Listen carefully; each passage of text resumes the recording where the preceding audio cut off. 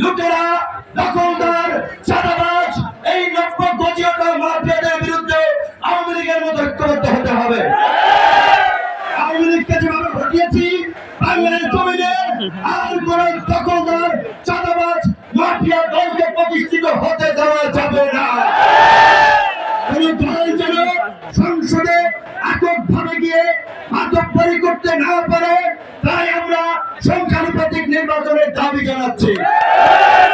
এই সংসদকে কার্যকর সংসদ করা, জনগণের প্রতিটি ভোটের মূল্য দেওয়ার জন্য প্রত্যেকটি রাজনৈতিক দল যারা যে অনুপাতে ভোট পাবে সেই অনুপাতে তাদের প্রতিনিধিত্ব সংসদে থাকবে। একদল এককভাবে ক্ষমতায় গেলে কি হয় সেইটা আমরা গত 50 বছরে দেখেছি। আর কোন দলকে এককভাবে ক্ষমতায় নিয়ে আমরা স্বৈরাচার ফাঁসিবাদী হতে দেব না। গণ অধিকার ট্রাক প্রতীকে নির্বাচিত হয়েছে।